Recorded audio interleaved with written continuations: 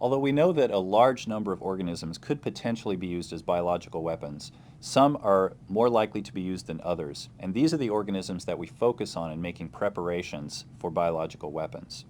The Centers for Disease Control has identified a list of 6 organisms that are on their high priority list for preparations. The 6 organisms are anthrax, smallpox, plague, botulism, tularemia, and Ebola virus and other hemorrhagic fever viruses. The reason that these organisms have been identified as high priority is that they're capable of causing serious infections that can be fatal in many cases, and because these are organisms that would be relatively easy to disperse, that could be spread to different people, and are somewhat stable in the environment. Also, these are organisms for which some special preparations would be needed in terms of preparing vaccines, antibiotics, etc. Anthrax is often put at the top of the list of potential biological weapons because it's relatively stable in the environment. The spores can survive for a long period of time and could potentially be effectively dispersed in the air to make a large number of people sick. And also because it's an infection that can cause a very high mortality. It can potentially be very fatal. So it's important to make some preparations against this very potent weapon. Anthrax is a bacteria, and it is capable of forming spores, which is a form that can survive for long periods of time in the environment. There are a couple of ways that anthrax can make people sick. If the spores get on the skin, it can cause what we call the cutaneous or skin form of anthrax. This basically presents as a small red bump. Over a couple of days, that will progress to a little vesicle, which is a little blister filled with fluid, which then develops a black center surrounded by some redness and swelling. The more dangerous form of anthrax is the inhaled form. If the spores are breathed into the lungs, this can cause a very serious infection that can be rapidly fatal over a few days. The initial symptoms can start out being pretty nonspecific, looking just like a flu-type illness with fever and aches. Over a couple of days, this progresses to a severe respiratory failure. Patients may require being put on a ventilator to support their oxygen, and they will drop their blood pressure and need very aggressive treatments in an intensive care unit. The antibiotics that we have available to treat anthrax include quinolones, such as ciprofloxacin, and even though ciprofloxacin is often talked about as the agent of choice for treating anthrax, there are a number of other drugs that we believe would also be effective. In fact, most anthrax bacteria are susceptible to plain old-fashioned penicillin. Smallpox virus is perhaps one of the most feared organisms by public health officials because this is one of the few organisms that does have big potential for spread from person to person. Smallpox is a virus. The initial symptoms of smallpox are a flu-like illness with fever and aches, and over a couple of days, characteristic lesions on the skin will start to form. These will start out with little red bumps that then progress on to little fluid-filled blisters. Over a few days, these blisters can cover pretty much the entire body. The diagnosis is usually going to be based just on the appearance of the lesions. In the early stages, it might be possible to confuse them with chickenpox or some other more common type of infection, but once the lesions have progressed over a couple of days, they're fairly characteristic, and most physicians should be able to distinguish that this is not just a simple case of chickenpox. There is no known effective treatment for smallpox. The treatment is primarily going to be supportive, meaning giving intravenous fluids and trying to prevent some of the complications. The mortality rate of smallpox is often quoted at about 30%. There is a vaccine that's available to prevent smallpox. If there were a smallpox outbreak, the strategy would be to try to prevent spread through quarantine and isolation measures and by targeting the people who may have been exposed with vaccination. There are some cases of plague that occur every year in the United States. Like anthrax, there are different forms of plague and different types of illness that it can cause. The most common form of plague that occurs naturally is what we call the bubonic plague. The reason we call it bubonic plague is because patients get large swollen lymph nodes that we call buboes. There is also a form of plague that can be developed in the lungs, what we call pneumonic or inhaled plague. This basically presents as a very severe pneumonia. If patients were to breathe in the bacteria into the lungs, then they develop what starts out like a typical pneumonia where they have cough and fever.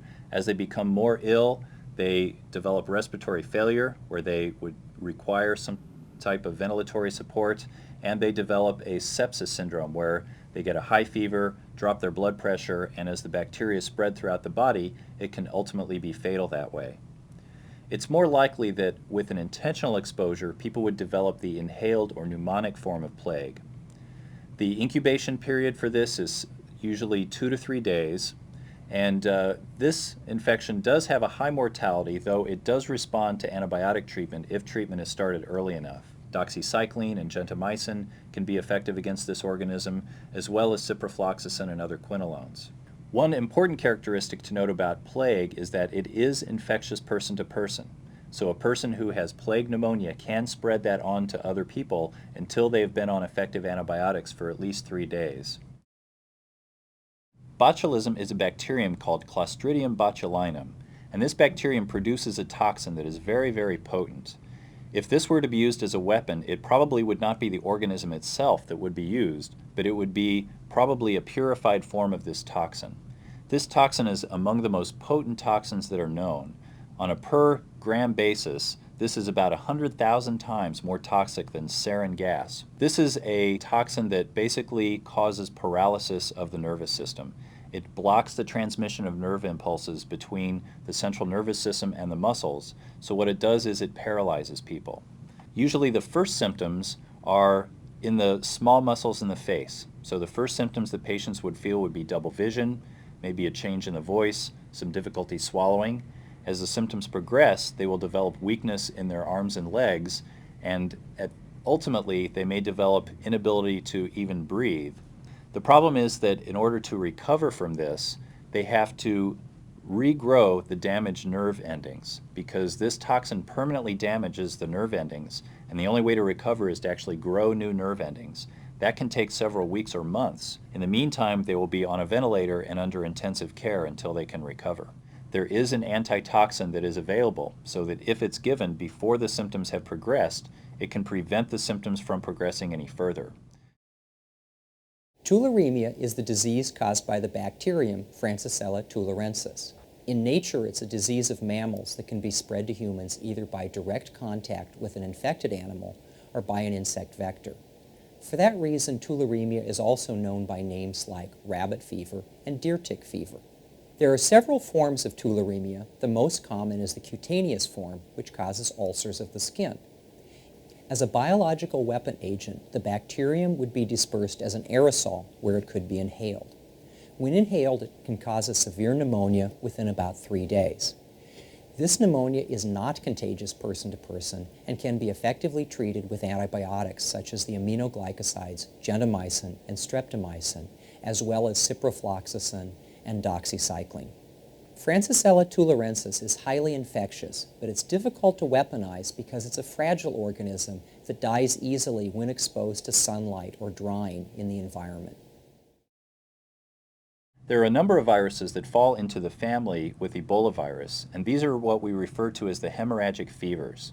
We call them hemorrhagic fevers because they cause hemorrhage, meaning they cause bleeding complications, as well as fever.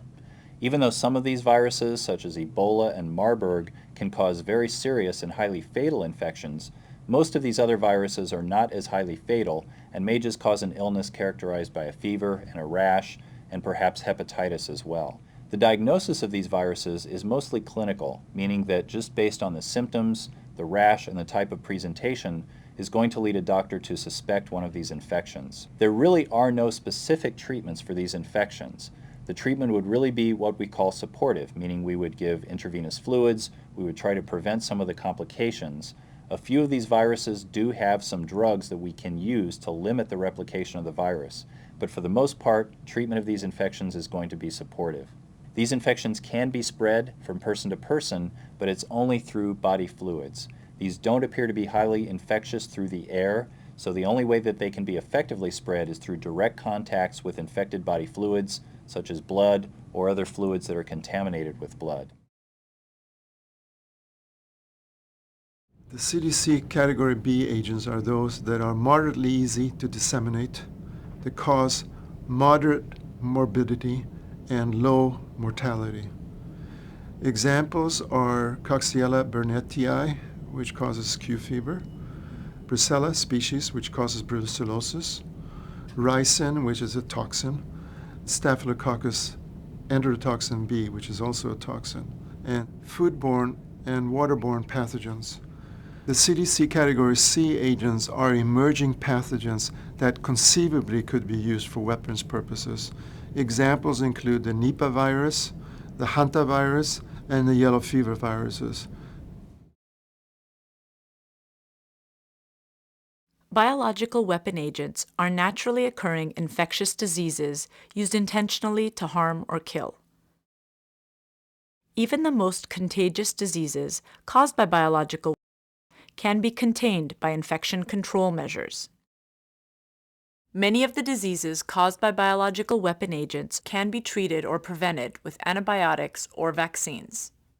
The impact of biological weapons can be limited through improved disease surveillance and improved preparedness among public health officials, emergency services, and medical personnel.